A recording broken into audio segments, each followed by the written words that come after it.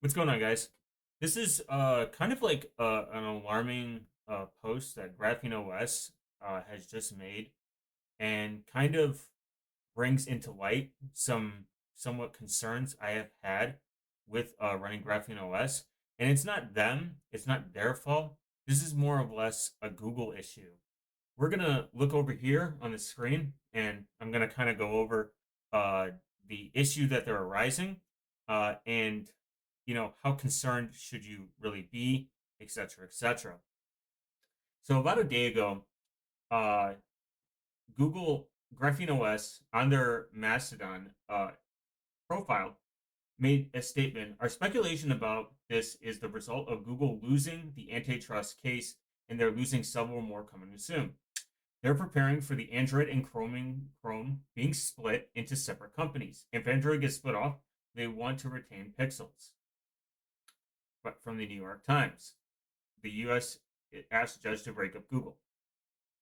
Google seems to be in the process of splitting up Android and Pixels, along with moving towards and treating other Android-based platforms as their competitors instead of their partners. Pixels retain their first-class alternative OS support with Android 16 firmware, so it's not about that. We have early builds of GrapheneOS based on Android 16 booting into the emulator. We usually be working on quicker porting over device support, getting the kernels ready to include doing the production kernel builds now. Unfortunately, that will be harder than usual. GrapheneOS is pretty much right here. We're going to be moving forward under the expectation that the future Pixel devices may not meet the requirements to run GrapheneOS and may not support using other OSs. We've been in talks with a couple OEMs about making devices and what it would cost. This was about 11 hours ago. In April 2025, we received leaked information about Google taking the steps to strip down the Android open source project. We were told that the first step would be removal of device support with the launch of Android 16, and we didn't get details or confirmation, so we didn't prepare early. We spent most of May preparing for the Android 16 release. Due to our extensive preparation work, our initial port of the Android 16 has been complete and is being tested in the emulator. We could have published the experimental release yesterday if this was a regular ASOCP release. Due to the AOSP no longer having device support, we need to build it ourselves. We can start from the Android 15 device support, remove the outdated code, and update the configurations. We have tooling and automated generation device support setup, which will need major expansions.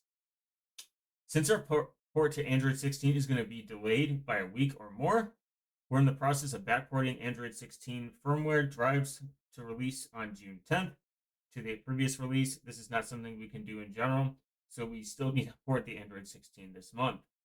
Despite our lead developer, who's done 90% of the ports for several years, being pretty much conscripted into the army, we're still be able to complete the initial port to Android 16 in under 2 days. Without device support, our extensive preparation in April and especially May paid off. It's important to get an experimental release out quickly to begin extensive public testing. There are usually many issues found for testing nearly for a yearly release. We usually get out experimental release in a day. An alpha channel releases in 2 days and need 4 to 6 more releases. Google has released a statement claiming that the ASOCP is not being discontinued. This should be taken with a grain of salt, especially considering that many similar public statements recently followed by discontinuing significant parts of the AOSP on June 10th. They bring up the lawsuit again. They're probably going to be broken up. Google's in a lawsuit right now, possibly being not only broken up, but possibly selling off some of their assets, like as in like the Android open source project, which I do have concerns about from a fundamental standpoint. Google could sell it off to a far worse company that would maybe not benefit the overall Android ecosystem and the forks of the ASOC Android open source project, such as GrapheneOS and others that have followed. Or Google could maintain ownership of it and then close source it and go completely, super mega evil core, which they kind of already are anyway, so it doesn't really matter. The leaked information we received in April indicates that the reasoning that they're making substantial cuts to Android is primarily cutting costs, perhaps anticipation of being its split from Google. The court shows investigated Google's recent changes and cuts to Android. Google has been accelerating the crackdowns on alternative mobile hardware and software with the Play Integrity API, combined with laying off many people working on the Android and cutting parts of the project. They disallow their OEM partners from competing, so others cannot take over. It is no wonder that Android and Chrome engineers at Google are leaking tons of information about the company in in extraction mode, trying to get as much out of it as possible prior to Google being broken up. Regulatory action needs to move faster and take into account.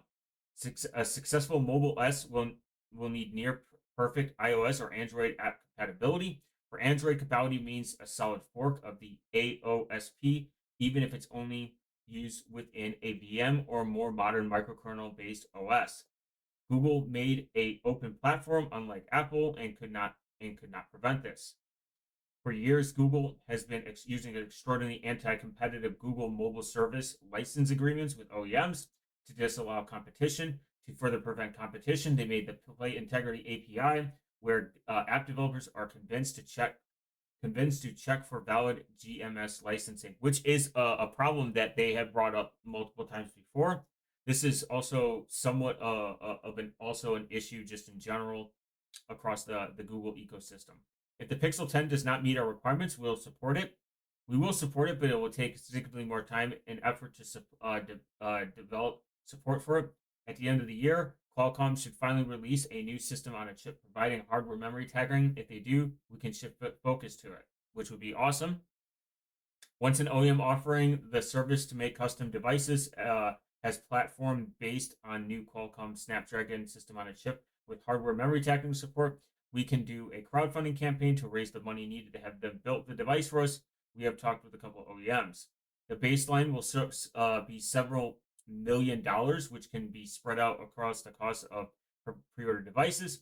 This is the cost of making modern secure devices with secure element and have other requirements we have for one on instead of low end devices with outdated hardware, which is something that they have made apparent as well. It's not just the software that needs to be secure, it's also the hardware that needs to be secure. And you have to make sure that it's not outdated, and you have to make sure that it's obviously getting good quality patching and firmware updates as well.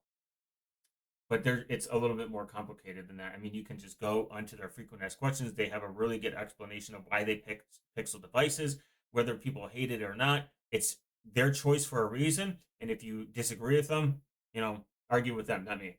On the initial port to Android 16 has been complete, and the build for the emulator from our 16 branch, all devices independent of GrapheneOS code has been ported. There are some parts the port will be redone better, a lot testing, fixing, registration to do. Normally, we would have the announced the availability experimental release based on Android 16 already. Unfortunately, Android 16 dropped the device hardware support from the Android open source project, and we're going to need to put it together ourselves without being prepared for it. We're starting from the Android 15 device support code and stripping it down to the bare minimum. Pixel 9a is a special case and will need more work. Our hardware-based USB port control feature will no longer work with this approach, and we need to replace half of the code, which is a huge L. We received early notice of Android 16 removing the device support code from the Android open source project. We are unable to confirm whether it determined the details. We have an existing automated tooling for this. We can significantly extend it to generate what we need. It will be difficult and a major regression. Paying an ODM to make Snapdragon device for us is increasingly appealing. We would have all the device support code we need. We could build it with a compiler-based hardening and would be able to harden a lot of the device's firmware. We could also make it secure element applets, which would be very, very nice. We want to be building privacy and security features. We don't want to be wasting our efforts on adding device support and other basic functionality to the Android open source project. It appears that we're going to be able to do that by paying millions of dollars to an ODM to have proper base. As an example of what we could be able to do, even with entirely standard reference device, we could add hardware support for our Duras pen and password feature to secure the element so that successfully exploiting the OS could not bypass it. We could do a whole lot with firmware. Pixels meeting our requirements is why the majority many of them were and are being purchased. We report many vulnerabilities over the years, which have been fixed for Android and Pixels. We proposed hardware and firmware and many other software level of security enhancements they have adopted, which they have. I mean, Android's the Pixel 6 alone, not the Pixel 6, the Android alone is now adopting the reboot feature that was already in GrapheneOS, which GrapheneOS takes it a step further. You don't have to wait 3 days for that reboot to happen. You can do it as little as 12 hours. If you don't unlock your phone for 12 hours, it will do an auto reboot. That auto reboot is essential for security and is essential to help secure the device itself. There's tons of articles explaining that, out of scope here, but if once you read it and understand it, you understand why that's a good feature, and the fact that they allow you to do it within 12 hours instead of waiting 3 days is a W. We would prefer not to have having to pay millions of dollars to have phone produced for us. It's entirely doable, but we need to repeat it every few years. We'd rather work with an OEM with aligned goals and willing to provide a first-class GrapheneOS support for more devices.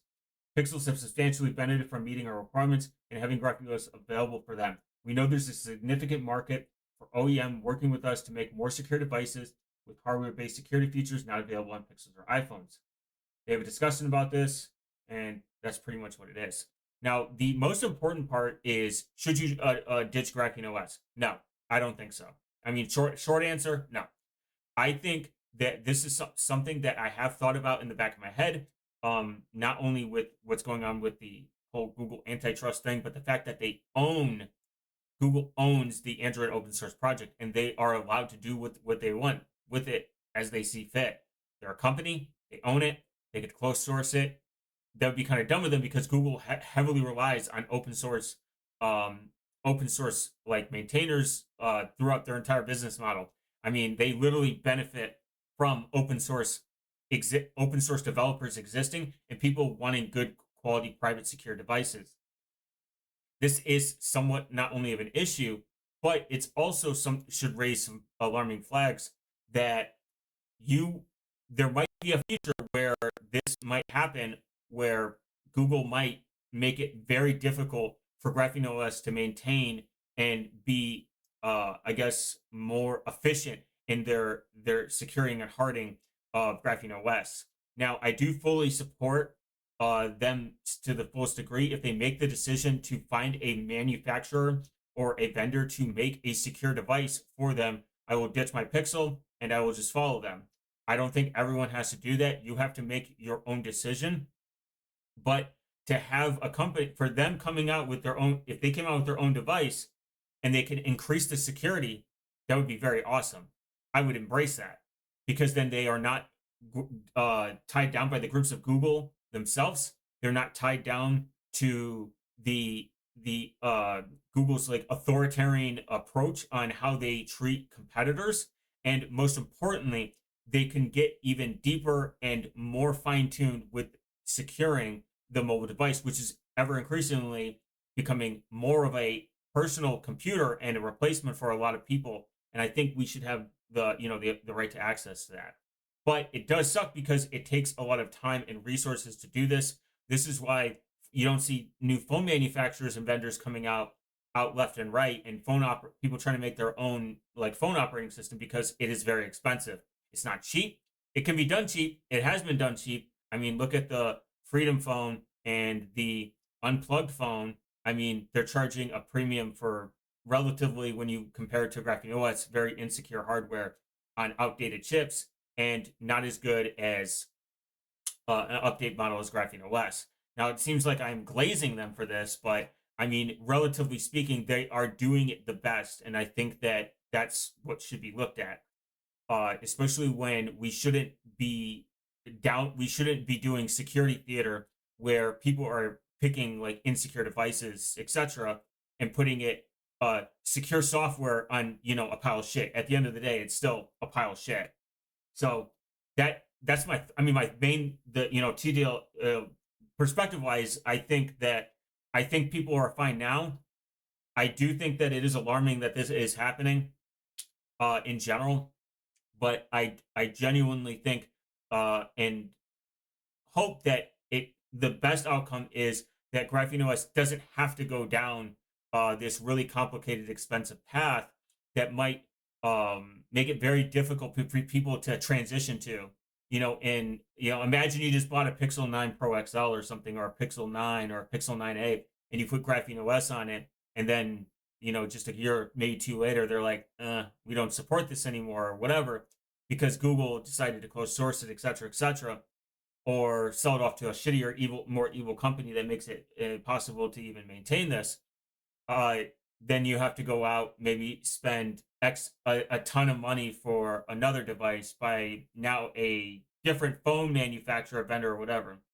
My general thought is that I think it's okay to still install Graphene OS going forward. Just keep updating your phone, and but pay close attention to this lawsuit indefinitely. Get an RSS feed and just keep eyes on it, and then obviously go into the GrapheneOS Matrix server, talk to people there. They have like a ton of resources, and most importantly, if you can, donate to them. If you feel that if you have the extra money or anything, donate to projects like this that are trying to fight for not only a more private and secure operating system, but most importantly, the granular control that you get back. That's really truly the FOSS mentality is giving the user back control in a nice private secure environment. And until the next time, guys, I'll see you in the next video.